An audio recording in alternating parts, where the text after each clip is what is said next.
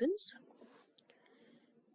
Today, what we are discussing is the different parts of the speech. As you should all know, or you probably know, that there are 8 parts of the speech: noun, pronoun, verbs, adjectives, adverbs, prepositions, conjunctions, and last but not the least, interjections. So please keep in mind, in grammar, we have 8 parts of speech. To repeat: nouns, pronouns, verbs, adjectives, adverbs, prepositions, conjunctions, and interjections. So ਇਹ 8 parts of speech ਜਿਹੜੇ ਨੇ ਇਹਨਾਂ ਨੂੰ ਆਪਾਂ ਹੁਣ separately discuss ਕਰਾਂਗੇ. First of all, we'll be discussing about noun. ਹੁਣ noun ਹੈ ਜਿਹੜਾ, it is a word that names a person, a place, a thing, an idea.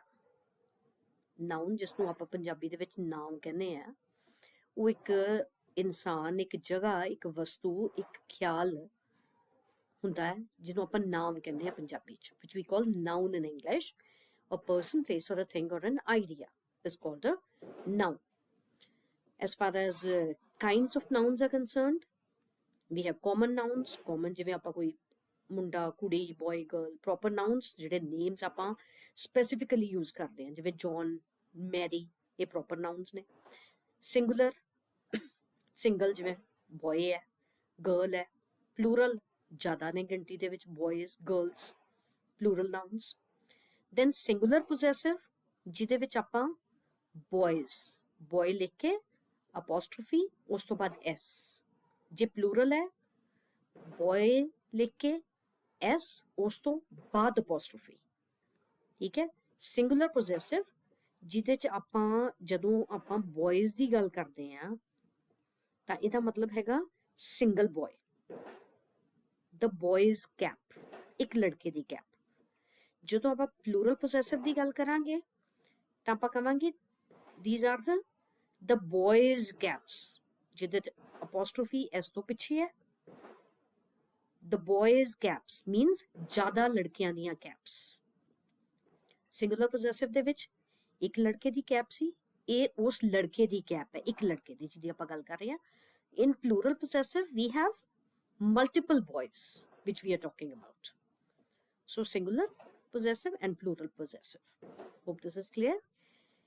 Then we have next part of the speech, which we said that we'll be discussing. We have already discussed the noun, first part of the speech. Then we have verb. Verb is kriya, ਜਿਹਨੂੰ ਆਪਾਂ ਪੰਜਾਬੀ ਦੇ ਵਿੱਚ ਕਹਿੰਦੇ ਹਾਂ, ਜਿਹੜਾ express ਕਰਦਾ ਹੈ action ਨੂੰ ਤੇ help ਕਰਦਾ ਹੈ to make a statement. Means it is called a linking word basically. ਇੱਕ ਪਾਸੇ ਆਪਣੇ ਕੋਲ subject ਹੈ, ਦੂਜੇ ਪਾਸੇ ਆਪਣੇ ਕੋਲ predicate ਹੈ, right? ਉਹਦੇ ਵਿੱਚ ਆਪਾਂ ਜਿਵੇਂ suppose subject is he and predicate is son. He is my son. So my son is the predicate, he is the subject, and is the linking verb ਜਿਹਨੂੰ ਆਪਾਂ ਕਹਿੰਦੇ ਹਾਂ. Followed? So linking ਦੇ ਵਿੱਚ be verbs ਜਿਹੜੇ, be verbs ਕਿਹੜੇ ਨੇ? Am, is, are, was, were, be, being, been, all are the be verbs. Then we have taste, feel, sound, look, appear, become, seem, grow, remain, stay. These are the these are also the verbs which link the subject to the predicate. Means when we say it tastes sweet, so it is the subject, sweet is the predicate, and which is the linking word? It is tastes. And this linking verb is obviously what we call the verb, a word that expresses action. It feels good, ਜਿਵੇਂ ਆਪਾਂ ਕਹਿੰਦੇ ਹਾਂ. Feels is the verb, ਜਿਹੜਾ क्रिया ਦੱਸਦਾ. It tastes sweet.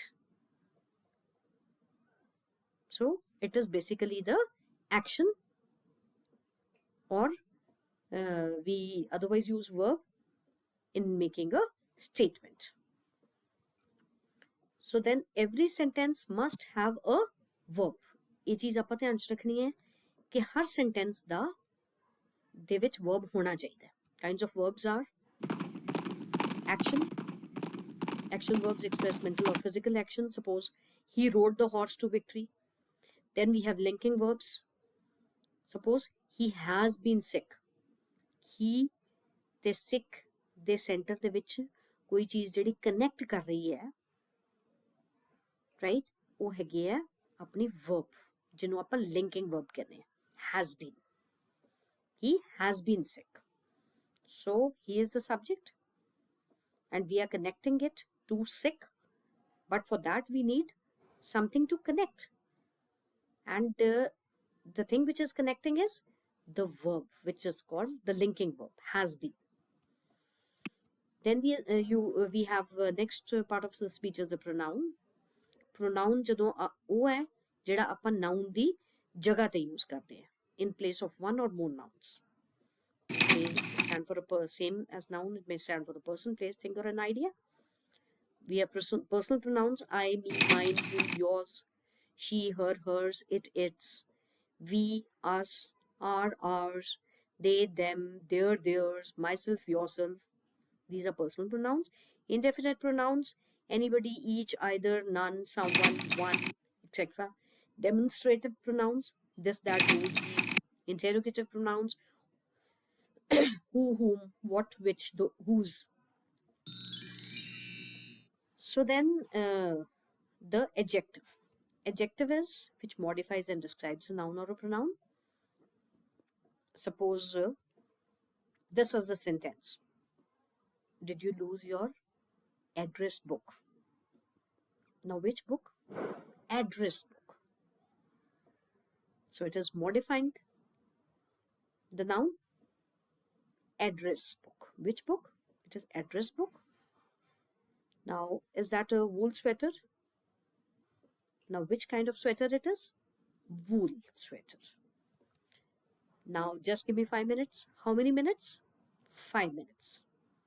So the answer to these questions, which, what kind, how many, all those words which we use here are adjectives. Then we have adverbs. Again, the adverbs, they are used to modify or describe a verb, adjective, or another adverb. Suppose the questions: he ran quickly. How did he run? Quickly. She left yesterday. When did she leave? Yesterday. We went there. Where did we go? We went there. So the answers to these questions, we use the word. For this we use adverb. If it is too hot, to what degree or how much? Too hot. This is the answer. And again, kinds of adverbs. We have interrogative adverbs, where we use how, when, means how, in how we have how did you break your leg? When does your plane leave? How often? How often do you run? Where? Where did you put the mouse trap? So these are interrogative adverbs. In prepositions, the part of the speech, preposition, it is preposition introduces a noun or a pronoun or a phrase or clause functioning in the sentence as a noun. The word or word group that the preposition introduces as its object. Suppose they received a postcard from Bobby telling about his trip to Canada. So now the word that is a preposition, it introduces, is its object. Object is Bobby. Postcard. They received a postcard from Bobby. So we will use preposition from here. Telling about his trip. Who's about his trip? Where? To Canada. So preposition introduces a noun or a pronoun or a phrase or clause which is functioning in the sentence as a noun. So then we have to keep one thing in mind, and that is that preposition never stands alone.